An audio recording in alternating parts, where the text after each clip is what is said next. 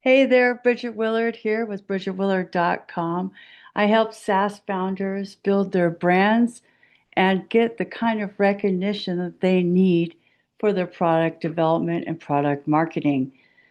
Founders, you don't need more attention. What you need is recognition. So, marketers call this branding, right? So, everybody saw the two people climb up to the top of the Empire State Building, and suddenly Twitter, LinkedIn was completely full of AI memes. Hey, I did one with my cat. It's fine. You got a little bit of attention. You participated in a joke. 2 days ago, there was a whole thing on Twitter X about this is the person behind the account. And I happened to see it from a client. So I just did one of a childhood photo of myself. But these trends, they can be fun, but they can also be kind of risky because, as I talked about in my Twitter thread today, you can dilute your brand voice. You want to be known as the person who always does fill in the blank, right? You want to build that brand, that personal brand, the personal reputation. Marketers, we love our words. But if you are thinking about it as a founder, what you want is a framework, right? So you want this framework to consistently produce consistent results over time. And that's what you need in your sales and marketing efforts. The framework should always be the rubric for what is and isn't part of your brand. What should your voice sound like? Should it be funny? Are you selling a payment gateway or a payment processing solution? Mm, Maybe stray away from funny. Now, the big giant insurance companies who have TV ads that we all laugh at, Mayhem Like Me, Go with Flow, Progressive Insurance, you should have checked Allstate first before you let Bevo out of the cage. Those are all very entertaining. And remember, it's on television and they're paying a lot of money while people are watching sports ball to see those ads. Now, the reasons why it works or doesn't work for them, that's not even on us, right? We're the audience, we're laughing along. They're hoping we don't have the commercial on mute or that we're not second screening at that time. But for you, you just created software. You want people to trust you. You want them to believe that your SaaS product isn't some vibe coded, unrealistically thing that's, piece of software that's going to break maybe, right? So you have to develop trust. Trust comes from having a consistent pattern. Oh, that's the go-to person for fintech. That's the go-to person for a Dropbox alternative. That's the go-to person for a DocuSign alternative. That's who you should be using for your blog. That's where you should be hosting your website because you want them to constantly think of you. Tissue, Kleenex, search, Google. You want that affiliation of the brand name, the logo, and the consumer's experience and sentiment.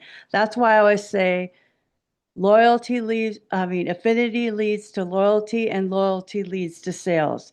First, they have to like you. That's the affinity. You have to develop that affinity, and you develop it by sticking to your brand voice on a consistent basis, right? You're not Jack in the Box. You're not trying to get the stoners to come in at 2 a.m. The drunks come in at 2 a.m. with their snack packs, right?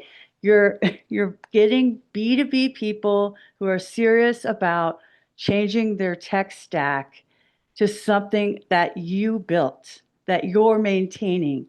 You want them to trust you. So you don't want to dilute your brand voice. You really just have to understand that attention is super easy to get. Um, Just being ridiculous can get you attention. Saying something everybody wishes they could say, but would get fired if they didn't, if they said it, that gets you attention. And that serves the goal of you as a creator taking some of that creator revenue. But if your goal is to get customers, that usually just it's very risky. Humor is difficult in the first place. As an amateur social scientist, I love stand-up comedy. I love seeing what works and what doesn't. And there was a documentary about the improv a few years ago, maybe 10 by now. And you saw all these people talk about their experience at the improv, not improv in general, proper name, right? That they've spent 4 years in college at the improv and consistently working their material night after night, year after year is how they develop their brand voice, their voice as a comedian. What's funny with them? What works with their personality, with their looks, with their style, with their voice, with their cadence? It's all the same thing. You want that to be recognizable over time. You start to see a commercial on TV that's telling a story, you know it's Amazon.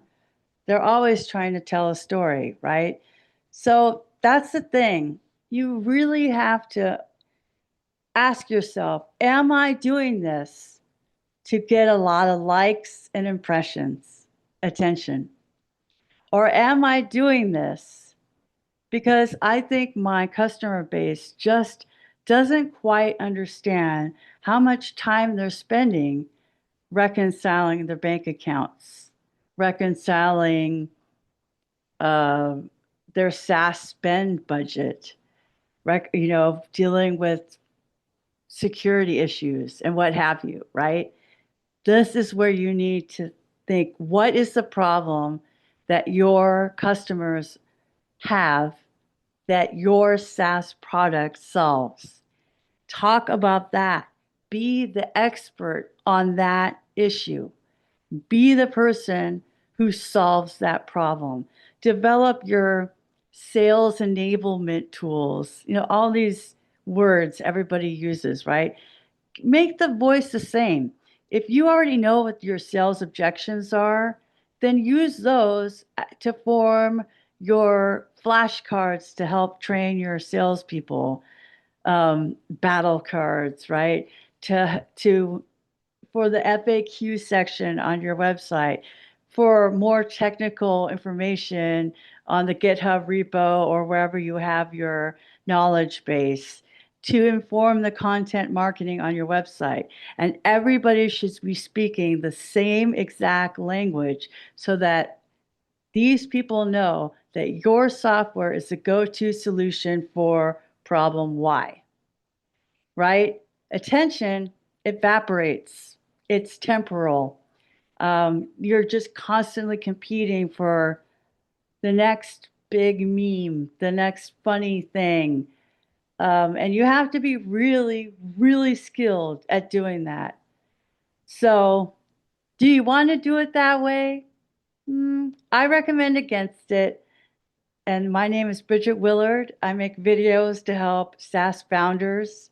I make videos to help other people understand what it takes to be known over time in the SaaS industry space. And I'll see you on the next video. Bye.